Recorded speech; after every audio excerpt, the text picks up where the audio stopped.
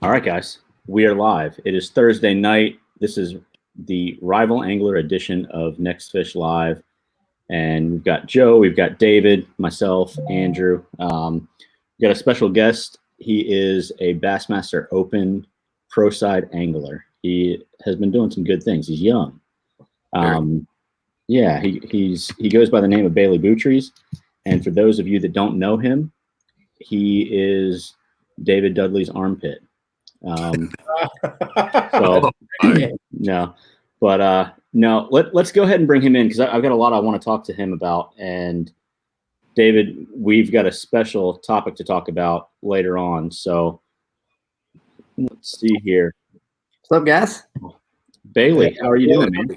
Great. Hanging out here. Hanging out. I like your hat. Huh? I like your hat. Looking fresh. Like new. I'd say you shaved today, but we know it's not growing yet. No. That's the guy who can't grow a beard. Shave every morning. I'm allowed to. I'm allowed to pick on. No, I can grow it. It just looks awful. It doesn't look like anything that you want to talk about. No shave November. You gotta let it go. No shave November. It looks. You need to let it grow, Andrew. That's the rules. Okay, Bailey, you too. Yeah, you too, Bailey. No, so Bailey, tell us about yourself. Tell us how you got started. Kind of what piqued your interest to pursue the idea to become a professional bass angler at such a young age. I mean, obviously it's like a dream of a lot of people, but it takes a lot of guts to actually go through the steps and want to do that. And once you figure out what it is and how much work it really is, it's like what drives you to keep going. So let's start through the birth canal. Let's go. Through the birth canal. All right. I mean, it's a long story, but we'll know they keep it short.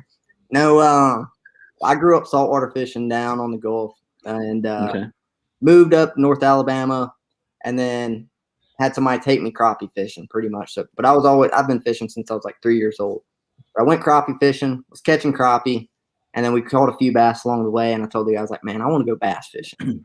And the first day he took me out, I fired a June bug lizard out in the middle of this little creek on the Alabama River, next on the Black Warrior River, and I caught like a 3.5 pound spotted bass. And like ever since that fish, I was hooked. And then watching the Scott Martin Challenge growing up was like my show. That's who I kind of looked up to, and that's how I found out about tournament fishing. And I'm talking about the day I turned 16 when I could sign up for a BFL or Bassmaster Open. I signed up for a BFL in the Bama division as a co-angler, and then 2 Bassmaster Opens that year in the Southern division as a co-angler. And the rest of it's a wrap. Fished co-angler for a few years, and then first year out of high school, had an opportunity through the company that I work for now to fish on the pro side. And so I did the Toyota and Bassmaster Opens for a year. I think 1 year, and I qualified to fish the FLW Tour. So I did that for 2 years, and then now I'm in the Bassmaster Opens now. But how'd you end up qualifying for the tour? That was through the, I guess back then, the Costa Series. Yeah. Okay. Series. Yeah. Right on. So right on. So it's been a long journey, but still Listen to him, a long journey. A long journey for me. How old are you again? Yeah. I've been working at this thing for the last 12 years. Just about. Right. Since I was 13, so 9 years. Kids. Long journey. Took me a long time right out of high school hopping on. I'm sure it feels like forever, man. It's like Andrew Jones here. Long journey. Listen, this is not about me. Those nights sleeping in the truck feel like so. Yeah. I'll tell you. Yeah, no, you've told me about that before. How you've driven to the boat ramp overnight and basically put in your time in ways you never thought you would. So no, that's pretty cool. Definitely takes some sacrifice for sure. Like I wasn't the kid that all my buddies and friends were the ones that went out and partied in high school and all that stuff, and I was just like, I was a weirdo. I was like, no, I'm going night fishing. Or I'm like, I'm gonna sit up on my Friday night reading the magazine and on lures for my Saturday morning tournament, the club tournament. So yeah, no, I wasn't that guy, but I was always working at it, trying to learn. I mean, I'm talking about I grew up on Mobile Delta, so I was always shallow water fishing. But I had like a box full of 6XDs. Never thrown them before, but I was like, if I ever go somewhere, I'd be daggum if I'm not gonna know how to throw it and not gonna have them. You know, I was always just working at it. You know, now it's paying off, so it's fun. I enjoy it. I mean, No, a lot of that's time on the road, but it's fun. It's good time. No. For those of you that don't know, I've got a company called Slam Coast Media, and I do marketing for Proficiency. I work with Bailey almost daily. He's, as much as I regret saying this, he's a joy to work with. You know, he's fun, man, and there's a lot of cool things going on with him that a lot of anglers in the world, it doesn't matter what level you're at, they would love the opportunities that he's got. So he's blessed beyond belief. Yeah. And you know, to be able to fish the Bassmaster Opens, you know, the way that you were, you wanted to sign up for another one, but you didn't make it. Which one was that? I should be at Pickwick Lake right now for the Central Division. I should been day one was today. Yeah, I did not get into that one, and it's kind of a bummer because to qualify for the Bassmaster Elite Series, you can qualify now by fishing all of them combined points. And there's only like 30 or 40 guys that do all 9 of them. So I would only be competing against those 30 to 40 guys and just being the top 10%. Now I'm having to try to qualify through the division where I'm up against 225 of them. Right. A lot tougher, but it was a little frustrating, but you know, never know. Maybe a blessing in disguise that I'm not there right now. You never know. So it only takes one win, buddy. That's what I'm shooting for now, man. I'm just like, if I can get that one win and go to the Bassmaster Classic, gosh, that no. So this last event, I want to. What was it? Day one, you were in like 140, 150, somewhere in there. Yeah. And then you have a product that you use from time to time. I saw it magnetized to your boat tray. Yeah. And I want you to tell us about that and how that helped you move up day two. I mean, you didn't get to where you were, you know, in the top 10 or anything like that, but you moved up a considerable amount of spaces. And, you know, I'd like to think it had a lot to do with what you changed on day two. Yeah, no, I jumped like 75 spots. And that, not only that tournament, I did the same thing in Florida down on the Harris Trail. Same exact product. So pretty much in both tournaments, I can refer to both of them because it's the exact same situation. Fishing area, going through, I'm a power fisherman. I love swimming a jig, chatterbait. It's hard for me to slow down. I mean, if you see me on a swim jig, I got the troll motor on 10 and I'm just blowing and going. And but I was catching them on spinnerbait day one on Douglas Lake, and it was perfect spinnerbait weather. I was just like all day, I was like, man, I'm going to catch a 4 or 5 pounder any second now. But it didn't happen. I caught like 10 pounds, and I was on like 140 something. But I went back to the same area the next day, and I was like, I know there's fish here because I caught like 40 fish. I was like, there's quality fish here. There has to be. And I was throwing a wacky worm that second day, fishing really, really slow. And for the first 3 hours, from 7 to 10, I didn't have a fish. Okay. And I had this can right there. I wasn't in my boat. I didn't have my magnet, right? My magnet reminds me to my baits because I will forget. If I can see it there, I'll forget. Well, I just was borrowing a boat because my boat motor's blown up. It was laying down there in the bottom of the boat, whatnot. And I was like, oh my gosh, I need to spray this on my baits. I forgot. I'm not kidding. The first cast after spraying the bait, caught a 3-pounder. And then ended up 13.5 pounds that day. Moved me up to the 70s. Should have finished 63rd. Had 2 dead fish on the first day. That cost me 10 spots, but that's whatever. But yeah, no, it made a huge difference for sure. Yeah, I've had 2 tournaments this year. The same thing, Bailey. I had one with a swim jig, spray it down, and they just went to eating it. The quality was eating it because they were lethargic, wanting to eat it on a reaction, but they were kind of chasing before they would eat it. And then I had another one where I was mac fishing, and there was fish in that area. There was a little bit of a pressure change, and I forgot to put it on. Same scenario, and I ended up using it, and they just went to chewing it. And I was using the anise in the wintertime with the spawn going on and things like that, the he and the she. And so I was using, there you go. There you go. And I've now just switched over to the garlic myself personally. And last weekend, matter of fact, with Greg Watts, that's had a lot to do with what we were doing as well, because again, we were about 40, 50 fish where we physically seen 7 fish caught around us the whole day. Wow. So to do those kinds of numbers, it was pretty impressive, man. That's a quality product Bass Assassin has, and glad you're on board with it and helping us promote that, man.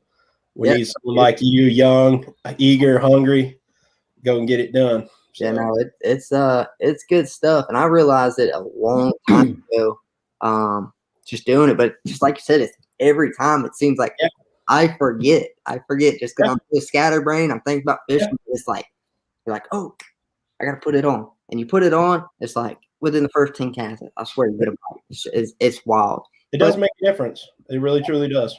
It does, and I've always pretty much used the garlic, but I've used the I think it's the combo. Yeah. Yep. The combo. All time when they're really keying in on shad, I'll use the shad and whatnot. But most of the time, I stick to the garlic. But it's good stuff. You got to put that on some spaghetti, Yeah, right. That's what I'm saying. Put it on whatever you want. I fished a tournament with my buddy, and we were about 400 yards downwind on a 25-mile-an-hour day. There was a boat upwind of us spraying garlic, bang.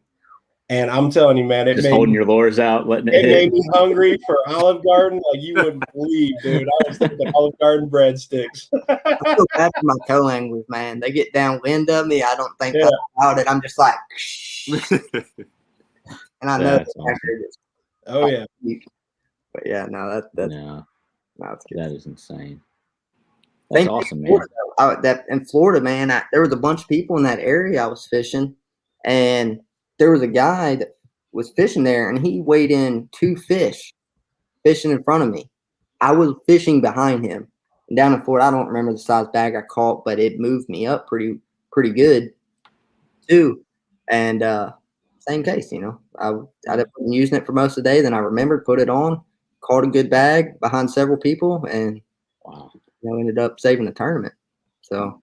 But for me, sometimes it's one of those things. It's like in my head, it's like you can't really prove it, but you can't disprove it. But then you hear all these stories about what I'm talking about now. Oh yeah, stories. So it's like it works, but I just don't know how you can. Maybe there's it's like the lure color argument. I mean, there's so many different things that you could talk about, whether it's just silhouette or whether it's reaction or whether there's a reflection. Definitely. I'm a believer that you can probably catch everything on black or white, but simple. But I had a situation. My comfort bait's watermelon red. Explain that. I had a situation where like I'm black and blue. Everything, obviously first and foremost, but it was like, I'm fishing with a buddy of mine, and we're both throwing black and blue, and Hillbilly just dropped out. Brand new, first color, first time out, brand new color. Hillbilly drops out. I grabbed 2 bags of them. We were catching one here, one there. Pulled out a Hillbilly and went to spanking them. Burned up both bags in about 4 hours. Just hammering. That's just a subtle change too. That's not even a big change. There's no change to it. Just that blue tip. Yeah, it's the same profile, same color, black and blue. Just had that blue tip. I mean. At that point, I realized that colors do make a difference. You start buying the spike it sticks, little orange, a little, chartreuse, and you become a believer. You truly do. And I think you kind of hit the nail on the head, Andrew. Sometimes it's not a big change; it's the subtle. St. John Special was one of my favorite colors, and very similar to Hillbilly. But sometimes the St. John's is getting it done versus the Hillbilly, and vice versa. They're real similar, but also a small subtle change could make a huge difference. You can be catching 10 fish that day, and it'll shoot up to 50, 60 fish. You make that little subtle switch. I think that's the whole key with the sauce, man. It just gets it done sometimes. Same thing with June bug red. Oh gosh. Oh yeah. How do you go there? Seriously, I mean, like, it's the same worm. It's the same worm. June bug and June bug red. It is identical, man. You put a couple little sprinkles. It's like that little Salt Bay thing, man. Just a little sprinkle of red glitter up in there, and you're golden, man. Oh. Sprinkle red. I mean, sometimes Exactly. Just the subtleness, man. It gets it done. Yeah. You don't have to make major changes. I'm also a firm believer in black and blue. It's a classic Florida bait, tried and true. But the subtleties in the black and blues now are insane. I mean, you got the hematoma color. Which is a little bit of purple in the Florida wintertime, hematoma. And then as soon as the shad start popping, you go to the St. John Special penetration color because it has that silver in the black and blue. Yeah. And that's the only change you make. You know, you take notes, Bailey. Oh, I'm writing this down real quick. Yeah, you take a black and blue and you fish it all winter long. And as soon as the shad drop, you're not getting bit on black and blue. You go to a St. John Special penetration color. It has that silver glitter in it, and you go right back to whacking them. You know, and then there's times like right now where the shad spawns in the morning and those fish are feeding on them shad, and they'll move into that grass. And with the low light conditions, you can throw black and blue, but about 9, 10 o'clock at the latest, if you're not switching over to that St. John Special, you're messing up. You're not getting bit because that sun's starting to pop on that silver in that bait, and that's what they're keying on. It's crazy, just those little subtleties at times that, you know. So what you're telling me is that I've got to have as many boxes as Bailey's got behind him in just one lure in multiple colors. Bro, he ain't the only one that's rigged like that. Dude, I know you are. I know you are. Dude, it's ridiculous at this point with my stuff. I'm telling you, it's so dumb. It is dumb. Fishermen alone keep label makers in business. over here, I never even touch them. They're just there. I don't know. It's what do you even have in there? It's like what's in the third box from the bottom? Which one? On Here? the shelf to the right, my right of that. Yeah, that. No. Where your hand was before your left hand. Right here? Not that stack. The tall stack. Yeah. Third box. This one? Yeah. Sure. Guys are getting an exclusive look inside storage. This sounds like crankbaits. I was gonna say, is that crankbait? Before we even opened it, I could tell you it was crankbait.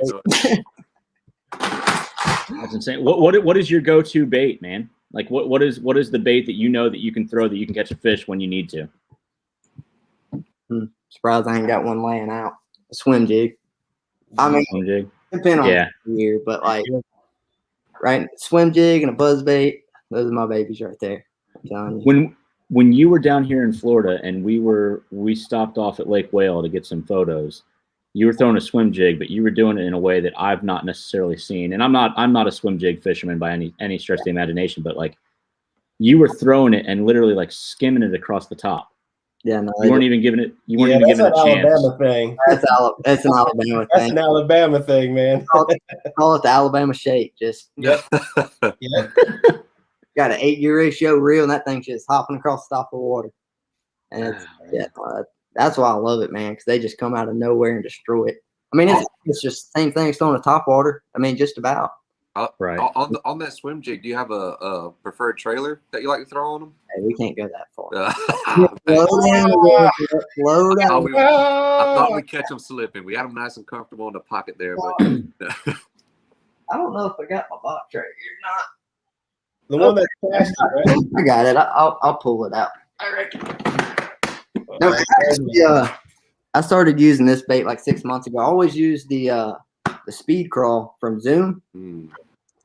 Good night. Them crawls, man, they rip like all get out. You know, one fish. That right there. That's my baby. I like a little yum spine crawl, but I tried swimming it with a chunk. You know, I try experience with a lot of stuff. If I'm in Florida, sometimes, if I'm throwing green pumpkin, I throw a swim bait just because I don't know what it is. But in Florida, most of the time when they eat a swim jig, they want a swim bait on it. There's two things: swim bait or crawl. Yeah. Yep. Bait crawl for me or a die dapper, full size swim bait. I was gonna say full size adapter. Full size, huh? See, that's another thing. That's another thing. I don't know how I feel about that, but I guarantee if I just trust you and throw it, it'll work. I know that, but like that's like such an uncomfortable thought for me. When you find the bluegill, you put a horny toad on the back of it and hold on. And hold on because that big profile. Oh, dude. I've got your horny toads. Yeah, you do. I do. I don't have them here in the garage, but I'll get them. Hey, don't be dropping no knowledge on Joe and Bailey, man. Listen, I already know about the horny toads. I got about 50 packs of Jumbo horny toads right now. Bro, you ain't got nothing on this. No, you don't. You ain't got nothing. Not anymore. This horny toad would eat your horny toad, okay? Yep. Next time I'm going to show you my toad. I don't want to see your toad, dude. This is marine. We are rated PG for a reason. No, okay? I'm telling you. Hey, Andrew sends me a picture of a horny toad today that went from his wrist to his fingertip. Yeah. Yeah. Yeah. Where'd you get that at? See? Hey, let me get one. No, we'll show them soon. I got to do some research on them. 6 1/4 inches. Yeah. Good night. Bailey, you got fish that swim in Alabama to eat that thing, man? We got them down here in Florida. Sure do. They'll eat them up here. Dude, there's fish in Alabama that eat those freaking 18-inch worms. I don't know they'll eat a frog. Oh, for sure. Speaking of which, you ever use one of those worms? Which ones? 18-inch? Like the. I've used 14. I haven't gone. That's only been on like Chickamauga and Gunnersville type stuff, but I can't imagine that. I know.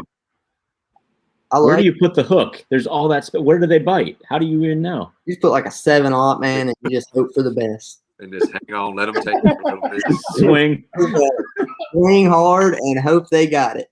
Put a little of this on there and hope they hold on the whole time. So they there you go. Yeah. No, that's awesome. That's awesome. So, Bailey, you've got I don't know how much you can talk about it, but I know a lot about it. I would like to see what you're able to talk about, the proficiency side of things for you. Is there something coming out at ICAST that people need to see?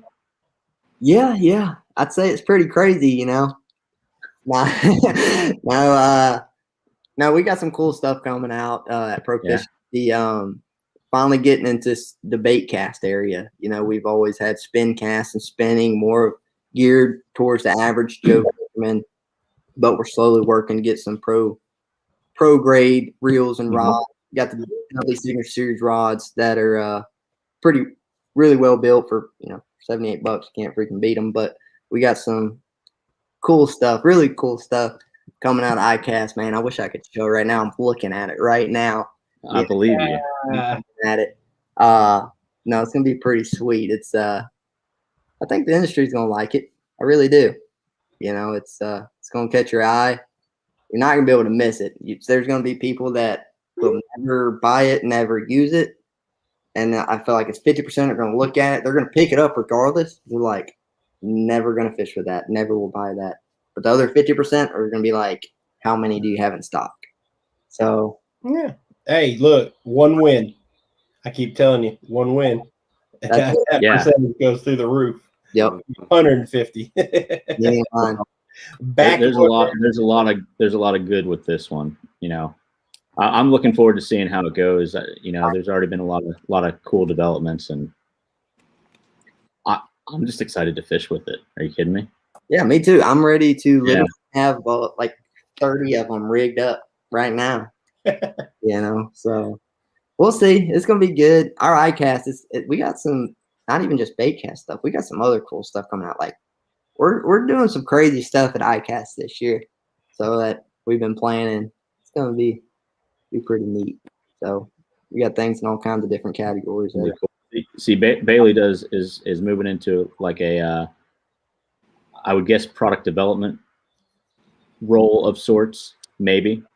He's in his infancy of this project, but they've got a lot of cool stuff coming up. For years to come. He's got like a 10-year plan going on right now, 15-year plan maybe. Without a doubt, you're not planning it all. No. You get me a win. If I can get me a win before we release them, that'd be it. Well, go fishing with David for a day. Yeah. Come down to Florida, go fishing with David for a day. Need to learn me a thing or two. What do you got in your hand, David? I see you reaching for something. That's all you need right there. Oh, Jesus. I'm going to James River next week, so I do believe that. Like that's tight. I'm looking at a black and blue jig right there on my rod. It will be tied on. Yeah, that's a staple. Oh boy, man! That one was Med Rockers. No, this one is called the Water Bull, the one I designed. Oh, okay. It'll be dropping in June from a band of anglers. Uh-oh. Yeah, man. This day. Yeah, man. Look what I got today. Oh, the booger man. Hey. Get him off of there. What ever. Hey, he knows what a booger man is. This guy's giving all the See, that was a test. That was a test. Bailey, you're approved. Andrew, so I hope he's approved. Just in his backyard is where they make him. You dummy. No, man, I was so excited when those guys, the guy that I know, gave me a call or whatever, reached out to me on Instagram and sent me a bunch of them. I was like, dude, I'm so glad somebody started making them again. They aren't exactly the same. No. They were very close. They were very different metal. It's a different metal. It's a different metal in the head. I was down to my last 3, and I talked to Robin Shiver, and he said they started making them again, and all the river rats up there in the Swanee started buying them, and I was just, man. Boy. Yeah, man. How much? I just got paid. How much? And the thing is, they went up $6, but I'm telling you, they could have gone up $16, $26. I still would have been buying them. Oh, dude, you got people buying jackhammers. I'm sure if they're all the rage that you guys are talking about, they're probably worth Bailey, you heard about Andrew, right? Never thrown one. Never thrown one. Finally learned them some. Dude, I introduced them to it last Friday. And I knew what the jackhammer was, but I refused to spend the money on it. Okay. Yeah. But I introduced it to him Friday because I was buying one. I needed one for my tournament. And I pulled out a vapor shad, which is a 5-inch jerk bait that Bass Assassin makes. And it is a thin taper. It has a swimming action to it. And I told him, I said, put the whole thing on there. And he refused. He's like, no, you catch it. It's weight. Look at the size of it. He argued with me literally for 1 hour. I did. I was like, nah, dude, there's no way. That'll never work. That's too big. There's no way. No way. He can't put it down. And I promise you, he has bought. I was going to say a dozen of them. That's why they're out of stock on Tackle Warehouse. You said. He dropped a paycheck on them jokers. Dude, no, let me tell you something. So we were at Fellsmere, and Dave tells me about this, throwing a vapor shad on the back of the jackhammer, and I'm like, all right, I'll give it a shot. I just had a white jackhammer, and what was it? The alewife? The albino. Albino. Yep. And threw that on there, dude. First few casts, 3-pounder. Next cast, 4-pounder. 6 casts after that, 5-pounder. I was like, dude, I called Dave after each one. I was like, this is insane. Like, what is going on right now? No small fish, no anything. So Tyler came over the next day, and I wasn't going to give him the jackhammer. I gave him I had another Z-Man chatterbait. The pro. Yeah. So I gave him a baby bass vapor shad to throw on there. He goes out there. He whacks a 4-pounder, a 5-pounder in front of these 2 Stetson kids that are down there fishing. And I go down there and I'm casting in front of him, and he casts behind me, casting the same exact spot that I just cast. He casts behind me, dude, hooks up, and he just like sticks it. He's like, boom. And I was like, you okay? He's like, I think I'm stuck. And then all of a sudden it's just boom, comes up, dude. That thing was a solid 7/8. Solid 7/8. And that's why I got this. Because I gotta know. Y'all better watch out. I gotta know. I'm gonna become a professional pond hopper. Okay. All right. And when I get a kayak again, don't you? Oh, watch out!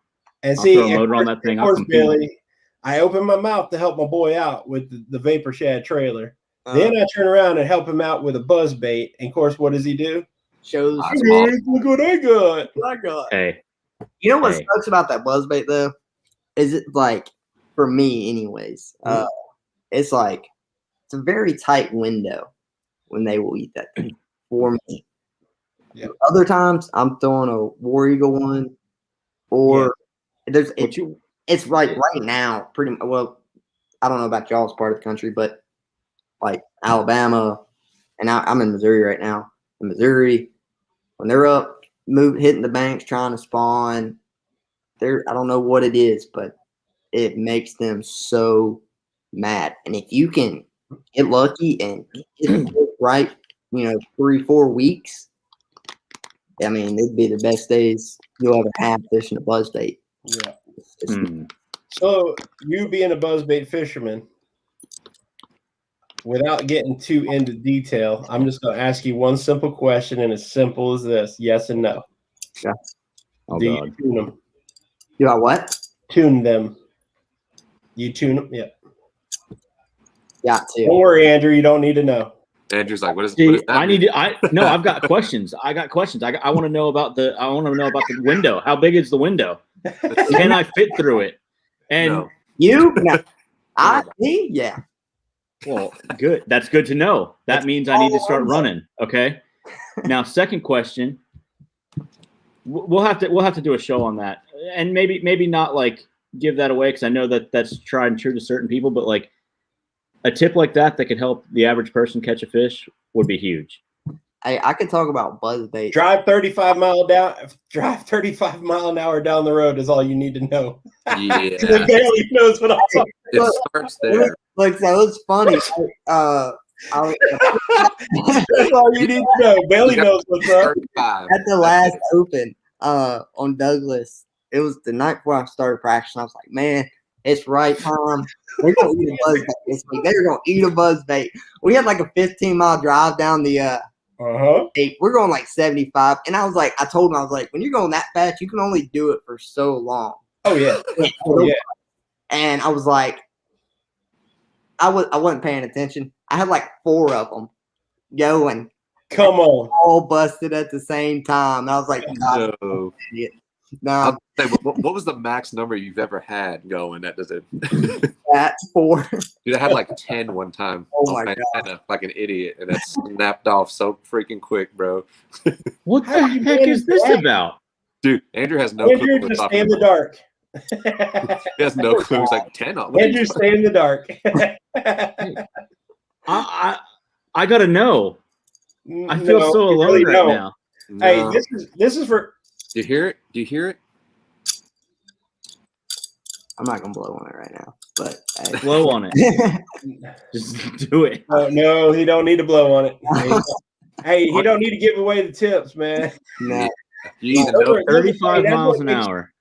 Andrew, that's the thing that I would pull on you. We would be side by side with the same buzzbait, same color, same everything. Him in the front of the boat. Wonder why you're not getting bit because you don't know how to tune it. That's right. Got to.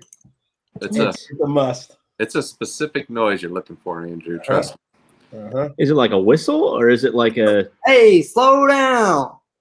Whistle. Whistle. How do you what noise are you looking for? We're not talking about. Have you tried to whistle underwater? No. I'm saying, how do you know? Well, it's like when water boils, when something's boiling on the kettle, it fucking whistles. Oh, excuse me. This has me blown right now. Like I'm like losing my mind. Oh, you see what I got to deal with every day, dude. Man? I'm sure you get the other end of Andrew, but you see what I have to deal with. It's either me or you.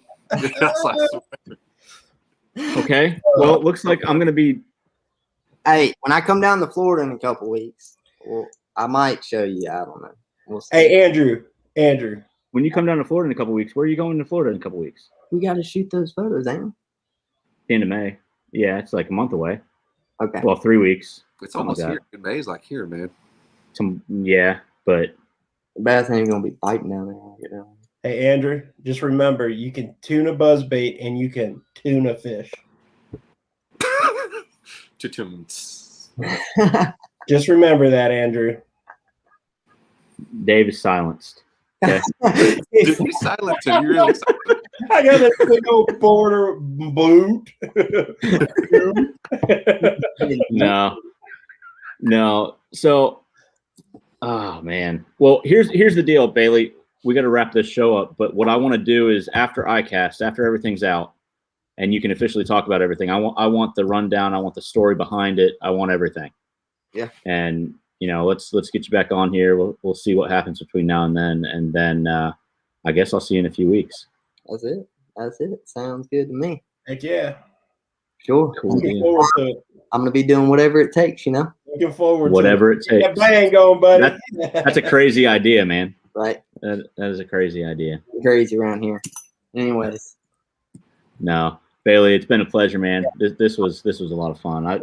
I'm still like, I'm a little butthurt because I'm not in on what y'all are in on, but Hey, Well, don't put 10 out there.